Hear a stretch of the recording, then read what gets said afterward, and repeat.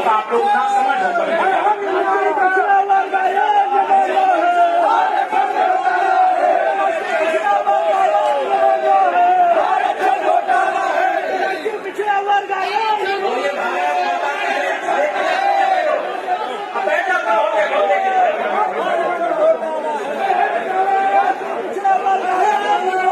अगर हिम्मत है 69,000 शिक्षक भर्ती घोटाला हुआ है, 27% रिजर्वेशन, अगर मर्द हैं तो बोल दें, जबान काट लेगी बीजेपी। इनकी औकात नहीं है। जितने पिछड़े समाज के नेता भाजपा में हैं, सब के सब लोडर हैं।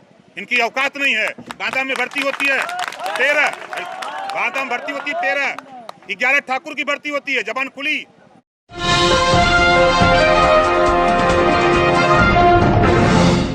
साथियों नमस्कार, मैं हूं नीरज पटेल और आप देख रहे हैं नेशनल जनमत। अभी जो वीडियो आप देख रहे थे, कॉरपोरेट भांड दलाल मीडिया के लिए इस वीडियो में कंप्लीट मिर्च मसाला था। इसके बाद भी इस भांड मीडिया ने इस वीडियो को, इस खबर को दिखाना मुनासिब नहीं समझा, इसलिए क्योंकि खबर भारतीय जनता पार्टी के सीधे सीधे खिलाफ में जा रही थी। दरअसल चुनाव नजदीक देखते हुए 2022 के भारतीय जनता पार्टी ने फिर से अपने नेताओं को उनकी जाति, उनका वर्ग बताना शुरू कर दिया है। केशव प्रसाद मौर्य जैसे लोग, स्वामी प्रसाद मौर्य जैसे लोग, अनुप्रिया पटेल जैसे लोग, स्वतंत्र देव सिंह जैसे लोग फिर से बताएंगे कि हम पिछड़े वर्ग के हैं और इस खास जाति से बिलोंग करते हैं। इसी कवायद के तहत 30 अक्टूबर को गोमती नगर में इंदिरा गांधी प्रतिष्ठान में सामाजिक प्रतिनिधि सम्मेलन, मतलब पिछड़े वर्ग की कुछ जातियों का सम्मेलन आयोजित किया जा रहा था। केशव मौर्य बतौर मुख्य अतिथि वहां पहुंचे हुए थे। उसी समय गले में भारतीय जनता पार्टी की पट्टी पहने हुए 69,000 शिक्षक भर्ती का महाघोटाला बताने वाले तमाम अभ्यर्थी खड़े हुए और अपने अधिकारों के लिए नारेबाजी करने लगे। हैरत की बात देखिए, स्वाभाविक है कि ओबीसी के वर्ग का सम्मेलन था तो ओबीसी की विभिन्न जातियों के लोग वहां बैठे हुए थे, तो बजाय छात्रों का समर्थन करने के सब लोग अपनी अपनी गुलामी की मानसिकता प्रदर्शित करने लगे। फिर भी साहस को दाद देता हूं, 138 दिन हो चुके हैं प्रदर्शन करते हुए लगातार इको गार्डन में, लेकिन 69,000 शिक्षक अभ्यर्थी कभी लाठी खाते हैं, डंडे खाते हैं, खदेड़ दिए जाते हैं। अपने स्वजातीय या वर्ग के नेताओं से जब मिलने पहुंचते हैं तो उनको लठाया जाता है। इसके बाद भी डटे हुए हैं। हिम्मत करके केशव मौर्य के कार्यक्रम में पहुंचे, अपना दुख बताया। बजाय उनकी तकलीफों को सुनने के, केशव प्रसाद मौर्य ने भारत माता की जय के नारे के नीचे इस आवाज को दबाने की कोशिश की। मैं बार बार जो ये आरोप लगाता हूं कि तेजी से जय श्री राम, वंदे मातरम, भारत माता की जय बोल करके पिछड़े दलित और वंचित समुदाय के मुद्दों को, महंगाई को उसके नीचे दफन करने की कोशिश की जाती है। केशव प्रसाद मौर्य ने वो नारे लगा करके ये बात सही साबित कर दी। सुन लीजिए अपने कानों से। बोलिए भारत माता की। इस उत्तर प्रदेश को, देश को आगे बढ़ाने का काम करती है। और ये जो कुत्ता बड़े बड़े बाहर निकलो, बाहर निकलो जाओ। ये जो खड़े हुए, जाओ बाहर जाओ।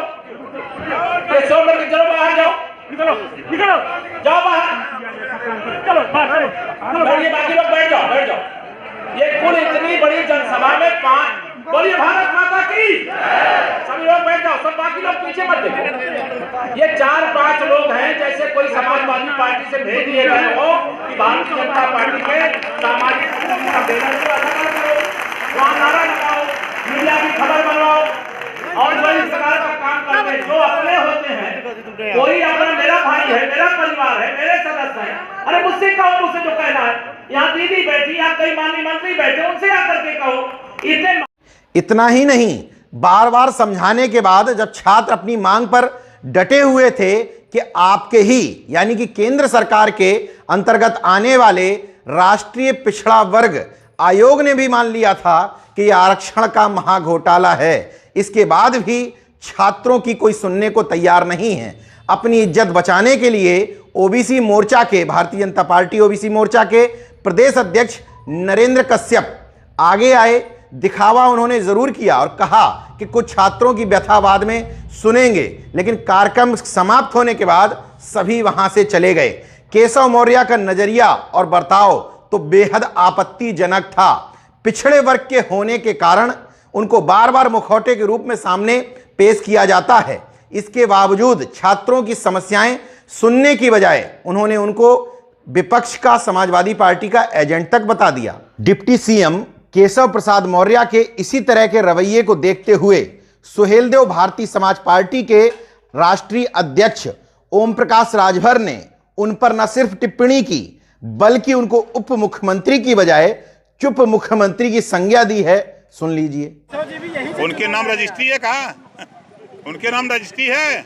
अगर हिम्मत है 69,000 शिक्षक भर्ती घोटाला हुआ है, 27% रिजर्वेशन, अगर मर्द हैं तो बोल दें, जबान काट लेगी बीजेपी। इनकी औकात नहीं है। जितने पिछड़े समाज के नेता भाजपा में हैं सबके सब लोडर हैं, इनकी औकात नहीं है। बांदा में भर्ती होती है 13, बांदा में भर्ती होती है 13, 11 ठाकुर की भर्ती होती है, जबान खुली। डिप्टी सीएम है ना, डिप्टी का मतलब जानते हैं, उपमाने चुप करा के रखा, चुप ये करा के रखा है इन लोगों ने। ये ओम प्रकाश राजभर है, जब तक था तब तक चाँप के था, डांट के था। हालांकि ओम प्रकाश राजभर विशुद्ध रूप से एक नेता हैं। पहले भारतीय जनता पार्टी के साथ खड़े थे, अब समाजवादी पार्टी के साथ गठबंधन की घोषणा कर चुके हैं। लेकिन सवाल फिर से वहीं खड़ा होता है कि मान लिया उप मुख्यमंत्री का मतलब चुप मुख्यमंत्री, तो इससे पहले की सरकारों में तो चुप मुख्यमंत्री भी पिछड़े वर्ग या दलित वर्ग की अन्य जातियों को नसीब नहीं हुए। इसलिए केवल हमला करने से काम नहीं चलेगा, हिस्सेदारी और प्रतिनिधित्व देना पड़ेगा। भारतीय जनता पार्टी ने अपना तरीका अब बदल लिया है।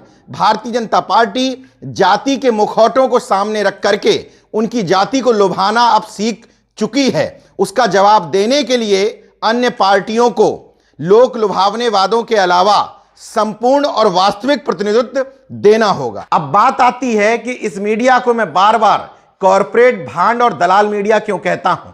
इसलिए क्योंकि मीडिया कहता है कि जहां वीडियो एंगल होता है, जहां मसाला होता है, हम उन खबरों को कवर करते हैं। लेकिन हैरत की बात देखिए, अखिलेश यादव के सरदार पटेल जयंती पर हरदोई में दिए गए 40 मिनट के भाषण की आधी लाइन पर बड़ी बड़ी डिबेट तो टीवी चैनलों पर आपने देखने को मिल गई होगी, लेकिन 69,000 शिक्षक भर्ती पर अभी भी किसी कॉरपोरेट दलाल मीडिया ने डिबेट नहीं करवाई।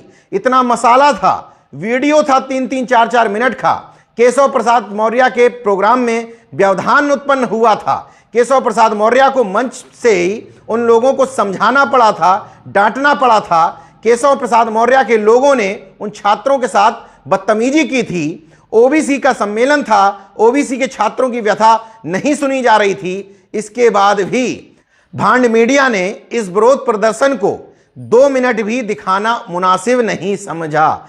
इसलिए मैं बार बार लोगों से अपील करता हूं कि विपक्ष और सत्ता पक्ष को समझने के साथ ही साथ आपको इस भांड मीडिया के चरित्र को भी समझना पड़ेगा। ये चुनाव जानबूझ करके घुमा करके हिंदू मुस्लिम, भारत पाकिस्तान, जिन्ना, सरदार पटेल, इंदिरा गांधी और तमाम उन लोगों पर ले जाना चाहते हैं जिससे मौजूदा वक्त के पेट्रोल डीजल के दाम, बढ़ते हुए सरसों तेल के दाम, किसान बिल, आरक्षण महाघोटाला समेत हिस्सेदारी के सवाल दब करके रह जाएं और योगी आदित्यनाथ जी जिस समाज से आते हैं उनके समाज का जातिवाद और एक अन्य जाति का जातिवाद दब करके रह जाए।